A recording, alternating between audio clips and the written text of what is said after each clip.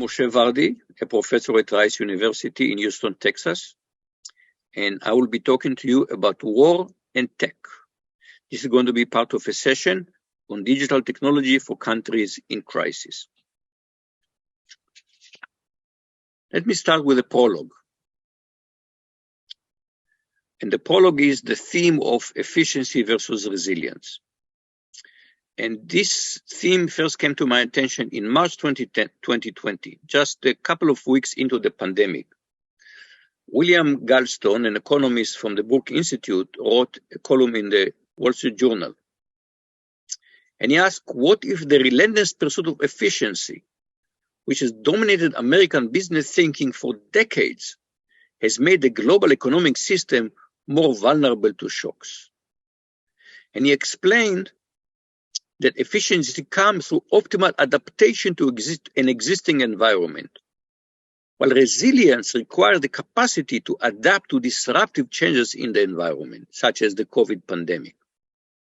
Now, the evidence to his point in March 2020 was rather meager. It was a shortage of paper products. Remember the toilet paper crisis, PPE, personal protective equipment shortage. So there was some indication that we focused too much on efficiency and not enough on resilience. But as the pandemic rolled on, the evidence became stronger and stronger. And it became clear that some of the major foundational rocks of the modern economy did not take this trade-off into account. So let's consider free trade. So the principles of free trade were laid out by David Ricardo early in the 19th century. And the idea is if you have two countries and are engaging in a free trade, and then maybe one country does best in producing wool and another country does best in producing wheat, they should focus on what they do best, because that will lead, they should focus on the comparable advantage, and that will increase their overall consumption. So the point is that Ricardo made was that free trade is good for efficiency. But as 2021 rolled on, we went from toilet paper crisis to chip supply crisis. And then suddenly people realized that 63% of global semiconductor supply come from Taiwan, which at the time was considered the hottest spot, the hottest geopolitical spot. It still is. I mean, Ukraine took over, but Taiwan is now number 2. So we have put maybe not all of our basket, but the majority of our basket in one dangerous place. So an obvious conclusion is that free trade is efficient, but it is not resilience. And if this point was not yet made clear in 2021, it was made even clearer in 2022. So in February of 2022, Russia invades the Ukraine. And this, of course, was a shocking event to the international system. And in response to this barbaric violation of international law, the West responded with, at the beginning, mostly with economic sanctions. But the sanctions that came by government were mostly financial sanctions. For example, disconnecting Russia from SWIFT, cutting off Russian central bank from foreign currency reserve held in the West. But Russia has one major commodity that the West cannot give up, and that is oil. So Russia has managed to sell its oil, people buy the oil. Russia has continued to be able to trade. But there were also private sanctions, and the private sanction came from hundreds of corporations that imposed their own sanction. In particular, many tech companies, but in particular chip companies, AMD, Intel, Nvidia, Samsung, TSMC is the Taiwanese semiconductor manufacturer. They stopped selling chips to Russia. So now the chip supply crisis has become an acute Russian crisis. There are no more, the West does not sell chips to Russia.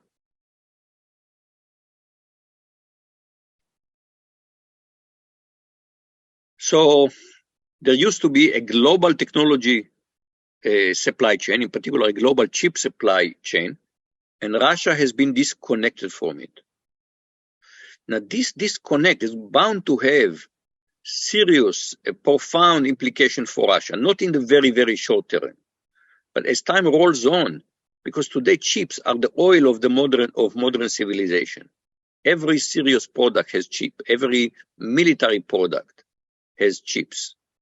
So this is going to bite seriously, albeit slowly. Now, the question is, can Russia, Russia is a country with 150 million people, huge area, lots of natural resources.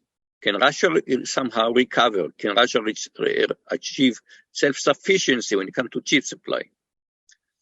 Well, the answer is that Russia is a large country, but with a small economy. Its economy is smaller than, GDP is smaller than Italy's, and Italy is maybe half the population of Russia. So it's unlikely that Russia will be able to become self-sufficient when it comes to chip supply. So that's not likely to happen.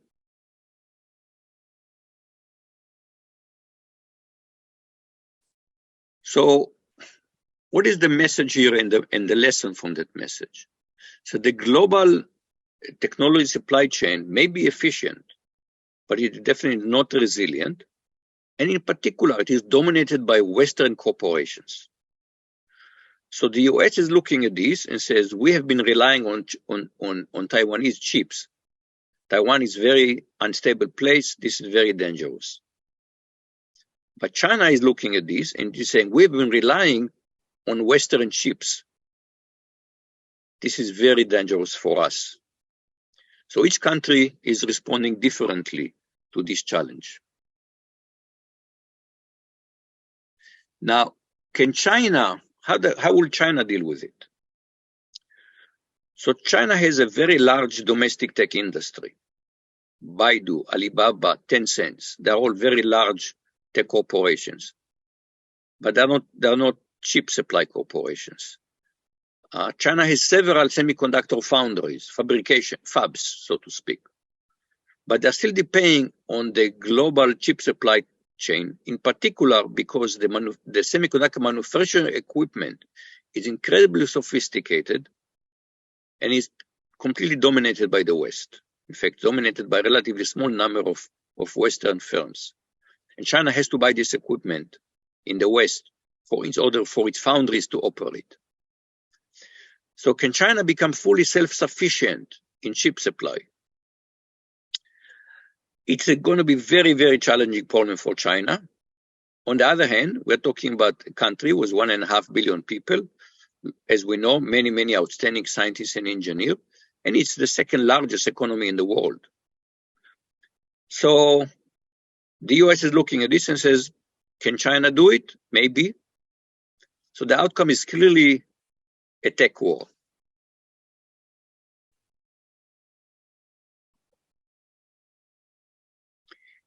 In May 2022,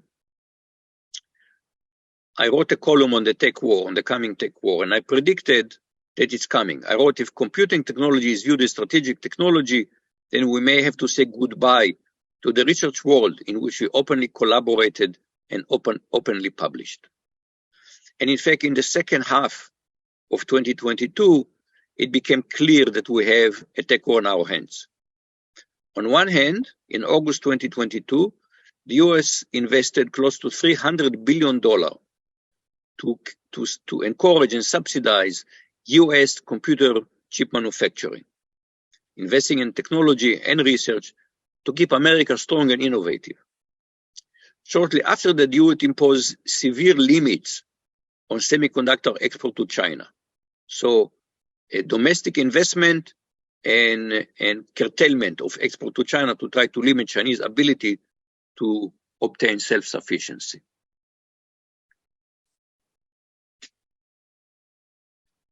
My critique is that the US is ignoring one, maybe the most important thing that it takes to win a tech war. Mostly you win a tech war by innovation, not by curtailment, by innovation. And innovation requires both financial and human capital. The US has done the financial investment, but he has not done the investment in human capital. So let's look for, in particular, in computing. According to the Computing Research Association, about 65% of PhD students in computing in North America are international students. And this is not anymore a diverse pool. It used to be a very diverse pool of international students. This is no longer a diverse pool. It is dominated by Chinese students. So this creates what I call a Chinese paradox.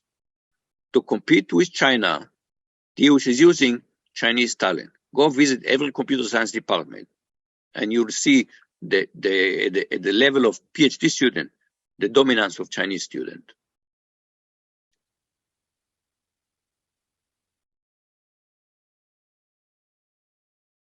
Now, on one hand, US universities are eager to obtain Chinese talent because professor wants PhD students, and they'll get them from anywhere they come. If we have Martian Chinese PhD students, we'll get Martian PhD students. We need PhD students. And they're coming from China, and they're fantastic students. So US universities are trying to attract them. But US government has not been so eager to attract Chinese talent. In 2018, the US government launched the China Initiative, which is a strategic priority of the US in countering Chinese national security threats. And the view is that there are many, many spies among these Chinese students and scholars. This created a fairly toxic atmosphere for Chinese origin scientists. As a response to that, an Asian American Scholar Forum was created in 2022, and they issued a report. And the report that there's increased pressure on Chinese origin scientists, both from China and both of Chinese descent, but in the United States, American citizens. And in fact, we're already reading reports that the number of new Chinese students in US colleges has plummeted from pre-pandemic level because of this toxic atmosphere. And in fact, last fall, the National Academy issued a report on this situation. And they also call for greater focus on innovation rather than on curtailment.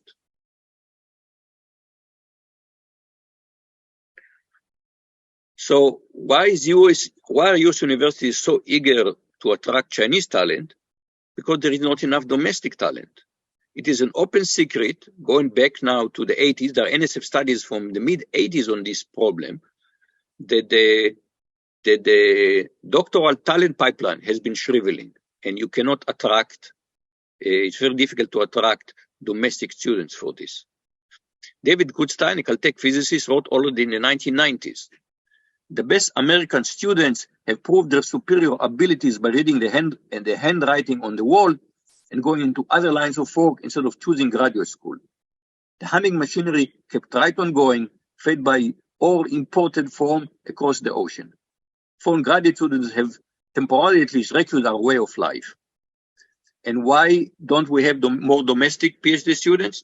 You can do the calculation, it's just not cost effective for them. Economically, they pay a huge penalty if they go to the PhD program as compared to going straightly to the industry after a bachelor degree. So we are back to efficiency versus resilience. US research universities are addicted to cheap labor of doctoral and postdoctoral students. Why? It is efficient, but it is not resilience. The fact that we are relying on a non-diverse body of international students has become, in my opinion, a national security problem, but not because of espionage. Most of the research we do is open research, openly published research. So we should welcome international students because they will enrich our programs, but not because they sustain our program. We need to invest in human capital to win the tech war. And it seems appropriate to finish with the Chinese proverb. If you want 1 year of prosperity, grow grain. If you want 10 years of prosperity, grow trees. If you want 100 years of prosperity, grow people. Thank you very much.